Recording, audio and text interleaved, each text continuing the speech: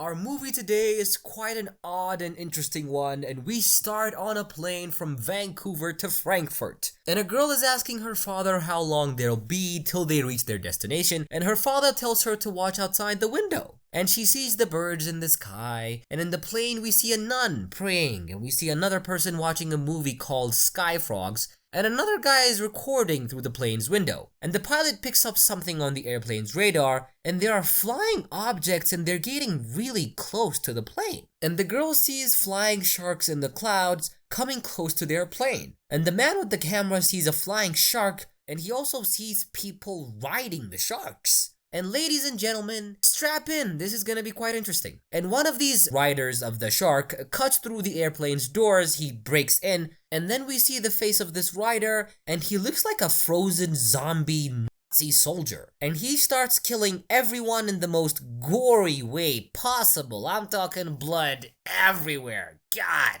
And the sharks start destroying the plane while the soldiers cut the head off the passengers. And the pilots are eaten by the sharks, and there's like blood everywhere, and the soldiers just kill off everybody and leave. And back in New York, it's reported that the plane went missing, and people are assuming that it was a terror attack. And we are then introduced to the founder of Richter Technology, Dr. Klaus Richter, and he's taking a serum that makes him look young. You see, in actuality, Dr. Klaus is 114 years old, but his body is that of a 74-year-old. If you ask me, there's not much of a difference there. I mean, I wouldn't want to be 74 or 114. I mean, I'd rather be 25. Anyways, Richter Technology is an American medical research company, and he recently has sent a team of scientists to the Arctic, including one of his daughters, Diabla. That's a cute name, right? Diabla. And he sent her there to study the effects of climate change. And Dr. Klaus has gotten the footage from the plane attack, and he fears that his past is catching up to him. And Diabla has reached the Arctic, and they find this gigantic ship. And it was apparently frozen in 1944, and a team of Richter's researchers have been inspecting the ship for a while now, but they haven't found anything major. And before Diabla gets in the ship, she checks out the security camera, and she sees two of the researchers getting it on, but before she closes the feed, she sees the researchers getting attacked, and this zombie has found the unsuspecting researchers, and he kills the man from behind him, and the woman researcher shoots down one of the zombies, but she's grabbed by another zombie, and she's dragged to the sharks, and she gets thrown to be their meal. And Diabla, seeing the attacks, tells her driver to send an SOS to her father, and she runs in the ship for further investigation, and she sees hundreds of frozen Nazi soldiers inside the ship, and she was too late to save the woman, but when she runs out, she gets confronted by 3 zombies, and she kicks their ass, and she kills them, but she gets stabbed with this serum before escaping the ship.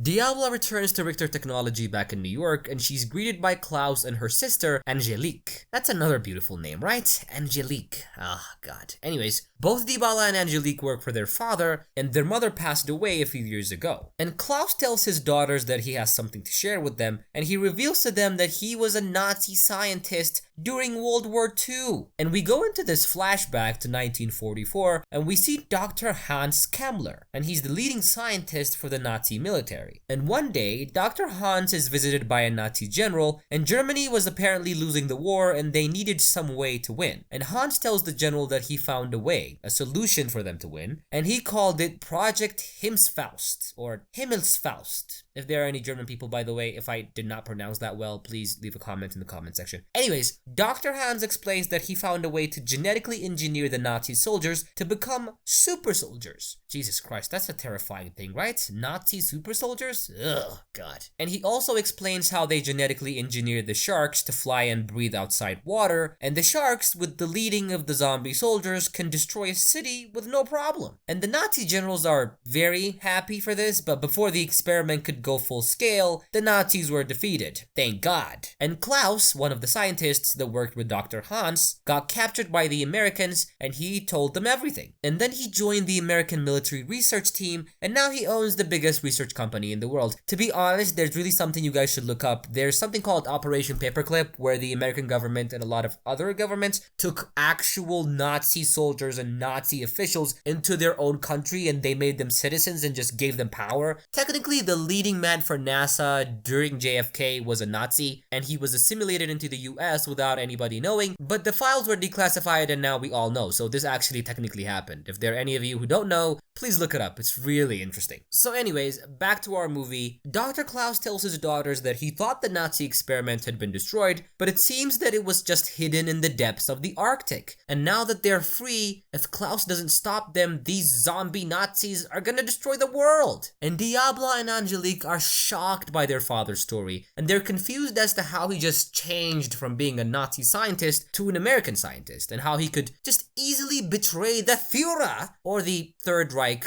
so easily. And Klaus explains that the Nazis were becoming too insane, and they would have destroyed the world if they weren't stopped. After his explanation to his daughters, Klaus calls on high-level government officials from around the world, and he explains about the Nazi zombies and the flying sharks. Can you imagine being a president and getting a call out of nowhere about sharks that are flying through the air, and apparently they're Nazis? I mean, I feel like I'd get a heart attack or I'd just quit the job, pretty much. And these officials that he called, especially the American generals, agreed to stop all civilian flights until the sharks are stopped. And a Japanese scientist has figured out how the sharks hide from radar. And Klaus then comes up with an idea to reverse engineer the sharks' technology so that the military could kill the sharks. And the sharks have been destroying buildings around the world, and news have reached everywhere and everyone is panicking. And a group of people have been waiting for days now to leave from Paris to the US when they suddenly see that their flights have gone green. And one flight has been allowed to leave from Paris to New York, and the passengers are confused as to why they're allowed and as to why only one flight is allowed, but they don't even question it since they're very desperate to get home. And that's how the Americans thought of it, and that's how they got on the flight. They're not suspicious at all, yeah.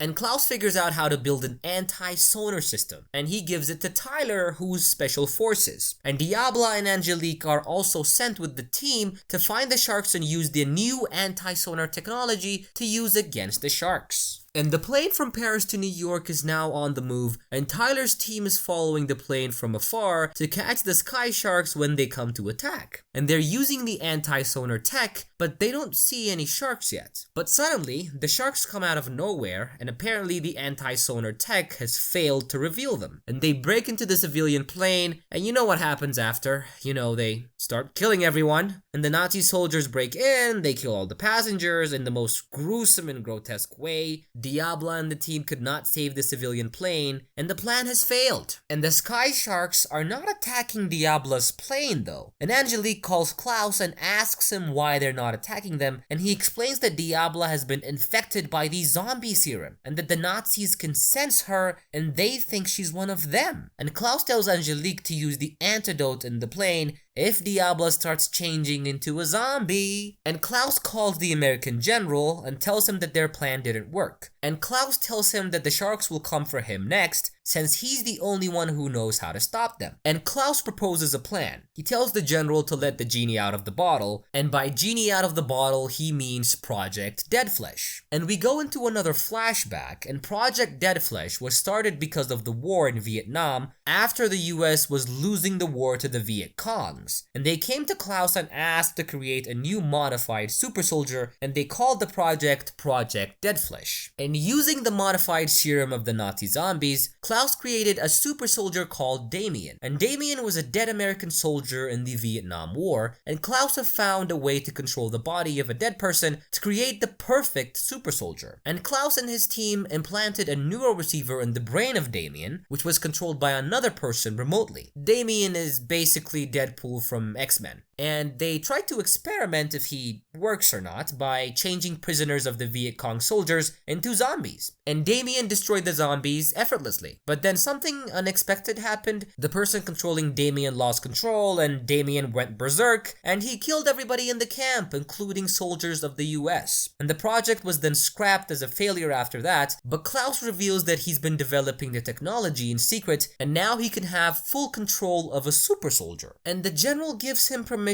to use this technology, and Klaus goes into his basement, and he attaches this advanced neural receiver and awakens a gigantic shark. And back in the plane, Diabla was getting sick and she was starting to change into a zombie. And her eyes went full psycho and all white, and she shot Tyler on the shoulder and she opened the plane doors. And a few of the Nazi soldiers jump in the plane, and when you think that an epic fight was about to happen, apparently this movie's ending was very anticlimactic? Cause basically, Angelique goes to fight her sister, and even before they fight for like 5 seconds, Angelique finds a way to inject Diabla with the antidote, and Diabla starts changing back to normal. And the team fights off the other zombies and kill them, but there are more Nazi zombies riding sharks coming after them. And the sharks start hitting the body of the plane, but the gigantic flying shark appears, controlled by Klaus from his secret lab, and the gigantic shark starts eating and killing the Nazi sharks and their riders easily. And Klaus, controlling him, manages to kill every Nazi shark and soldier, and the Nazi zombies and their sharks have now all been defeated. And the world is saved. And Klaus talks to his daughters through a computer, and they start talking about their dinner plans? And that's how the movie ends. By the way, this movie debuted in Germany. But anyways, I'll see you guys on my next recap. Remember to leave a like, subscribe to my channel, leave a comment. I'll see you guys soon. Bye.